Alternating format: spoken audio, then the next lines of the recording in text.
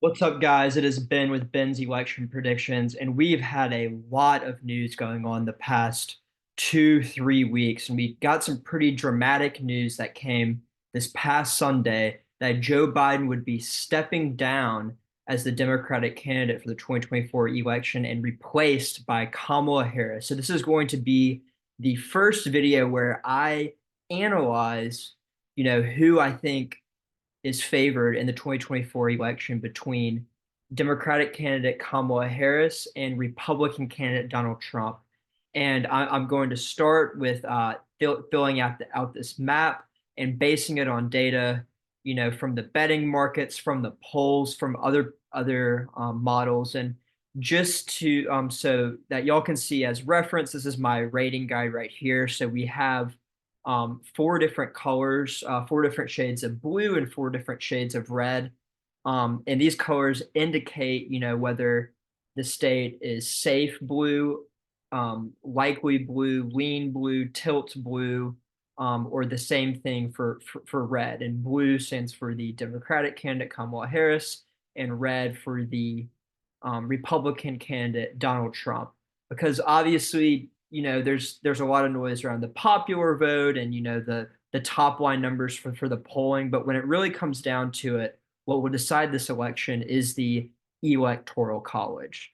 So let's just dive right into it. So right now, as this race stands, I think that we have Kamala Harris with 199 electoral votes that are either safe or likely, and Donald Trump with 219 electoral votes that are either safe or likely. So, regardless of what happens in the next 3 months of the election, and obviously there's been a lot of news, a lot of changing, I still feel pretty confident in these states. And just to touch a little bit on some of these states, there's been this narrative that Texas is trending leftward, and while I think that has been true in the past, one of the main issues on voters' minds right now is immigration, which heavily favors the Republican Party. So I feel pretty confident in saying that Trump will probably win the state by around 5 to 7 points, which is right at his 2020 result versus Joe Biden. Florida is a similar story, but in the opposite direction. This state has been trending right, and I also anticipate it to be anywhere between 5 and 8 percentage points. And it's not a state that Kamala Harris said that she's really campaigning in. And then on the Democratic side, Colorado is a state that actually was a safe state. I think it'll maybe shift a little bit more to the right. Same with New Hampshire as Trump gains with Hispanics here. And I don't think it's a surprise that Ohio and even Iowa, states that had been swing states in the past, I have them in the likely Republican column. So starting out with some of the lean Democratic states, I think I would classify Minnesota as one of these states. So this is a state that Donald Trump only lost by 2 points in 2016, but Biden ran up his margins here in 2020 by around 10 points. I do think that Kamala Harris is a weaker candidate in the Rust Belt. The a primary reason why Biden was able to win in 2020 and Hillary Clinton was not able to win in 2016 is Joe Biden was able to shift the white non-college educated vote about 3 to 4 points back to him from Donald Trump, who made exceptional gains in this core demographic, and that's what won him that's what won Biden the 2020 election. I think Kamala Harris is, similar to Hillary Clinton, is weaker among this core demographic that makes up the largest chunk of voters. So, people talk about the black vote, people talk about the Hispanic vote or the white college educated vote, which has been trending towards the left.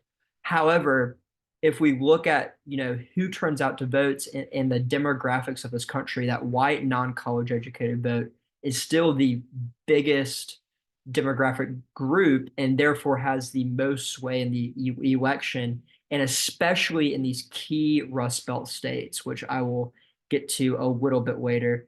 The next state that I want to put in Kamala Harris's column is the state of Virginia. So, this is a state that Biden won by 10 points in 2020, which was a huge leftward shift from 2016, even 2012. This was a state that Bush won in the 2000s. I do think that it's going to shift a little bit to the right. They have a Republican governor, a popular one in Glenn Youngkin, and I don't think that they will be able to replicate that 2020 anti-Trump coalition that Biden was able to hold in 2020. However, I actually do think that Kamala Harris is going to do better than Biden was able to do kind of in his post-debate space where he was really falling in the polls, and like there was a legitimate question that was for Virginia swing state. I think that Kamala Harris qualms some of those concerns that Democrats had. I think that that strong Democratic base in Northern Virginia is still going to vote in strong margins for Kamala Harris, and I think stronger than Joe Biden.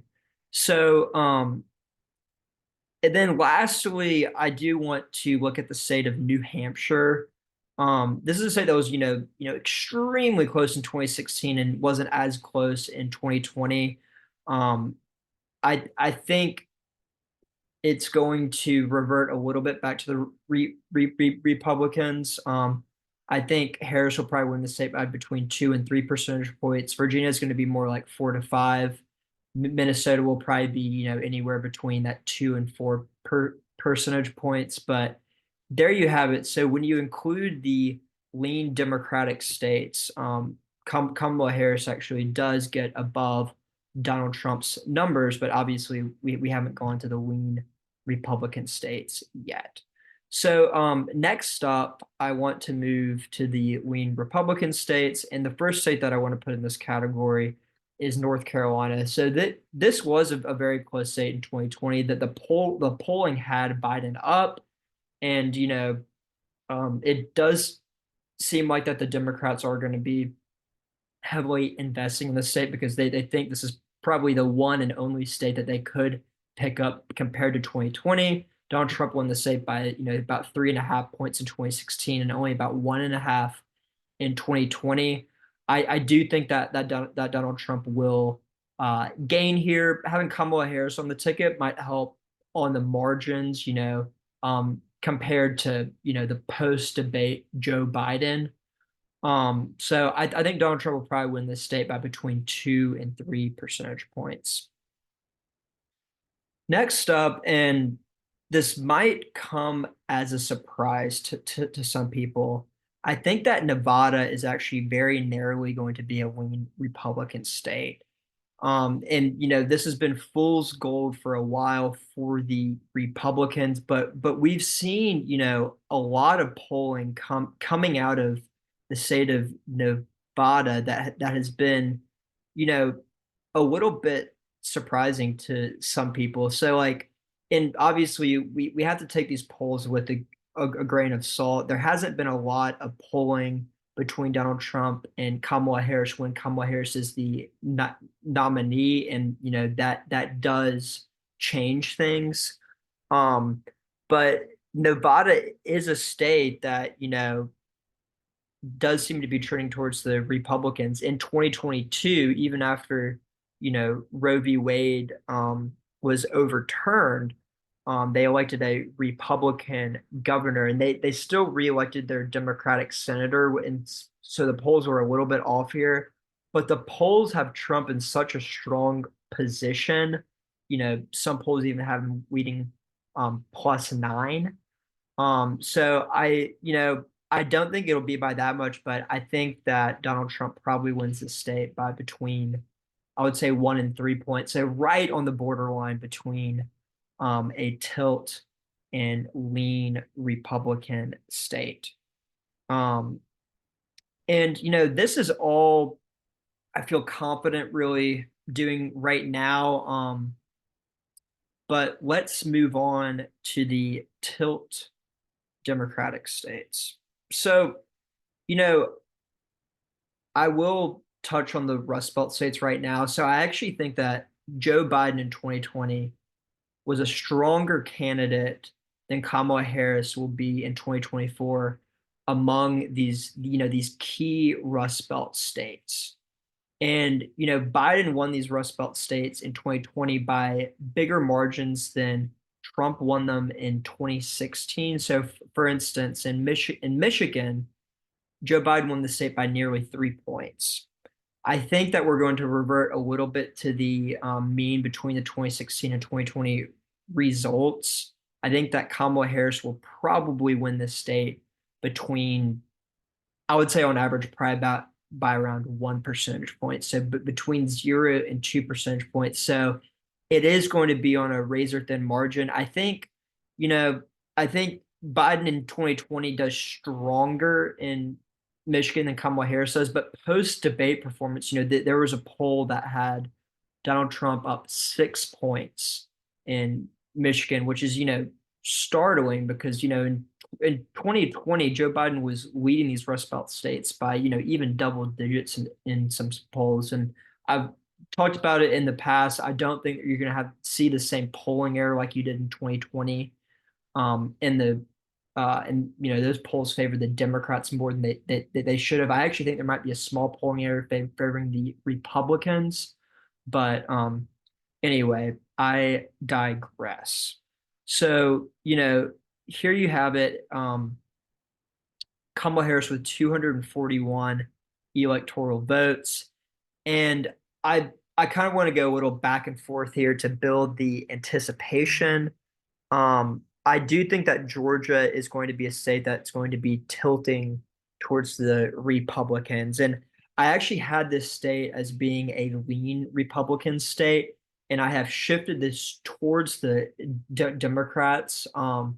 Because the reason why the Democrats won Georgia in 2020 very, very narrowly was because of this enthusiasm, high turnout among the in the suburbs of Atlanta, and then also just black turnout was very high. Um, Joe Biden post debate performance, even pre debate performance, I don't think was have was causing as much excitement among the Democrats in Georgia. So I felt pretty comfortable saying Donald Trump's going to win the state by between 2 and 4, maybe even 3 and 5 percentage points. I do think Trump will still win the state. Voter turnout will be down from 2020, but I do think there will be more investment in the state. And we've even seen an A+ quality poll that only had Trump up by 1 in this state. So I kind of anticipate the state being between 1 and 2 points for Donald Trump. The next state that I want to go to is the state of Arizona.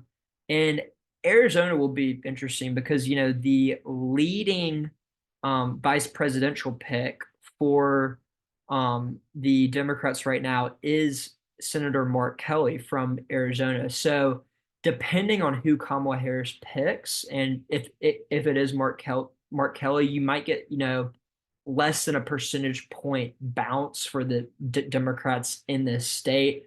VP picks typically do not have a major impact. I do not think Trump's pick of JD Vance will have any impact at all. And I think Kamala Harris's pick will probably have negligible impact. But, when elections are so close, I do think it will. Arizona has been a state that has been trending leftward, especially, people moving from California to the Phoenix suburbs. I still think that this is going to be a tilt Republican state, especially when you look at the issue of immigration. This is also a border state. And when you've seen in the past two elections, the Hispanic vote shifting to the right. And you're just going to see dozens and dozens and dozens and dozens of ads and millions of dollars poured into the state from the Republicans, hammering Kamala Harris on the border. And this is a top issue for the people of Arizona as they are a border state. So I anticipate this state being probably, between 0 and 2 points for the Republicans. If Mark Kelly's on the ticket, probably, between 0 and 1 point. But I still have the state being to the right of Nevada, which would be the first time, this has ever happened in recent memory. So you see that we have Donald Trump at 268, Kamala Harris at 241. Obviously, we have still not gotten to that magic number of 270 to win the election. The next state that I want to go to is the state of Pennsylvania. So, I think, Biden in 2020 won the state by over a percentage point, I think by about 1.2 percentage points, improving on, what Hillary Clinton did there in 2016 when Donald Trump won this state. And, I think Biden had some more credibility with those blue collar union voters, Scranton Joe.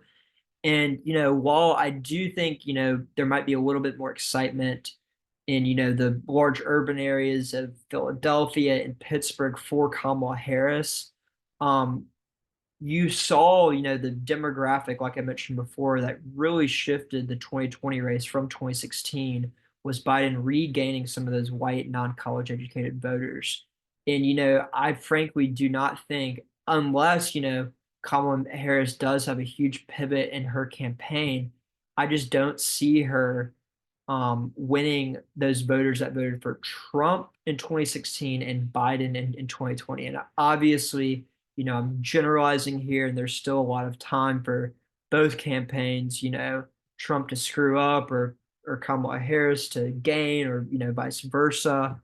Um, but that's where I have it right now. And I've said before, I do think Pennsylvania will be the tipping point state. So whoever wins Pennsylvania will likely win the election. Right now, I have Donald Trump favored in the state, probably between 0 and about 1.5 percentage points. Next up, I have Wisconsin, and I have this as also being a tilt Republican state.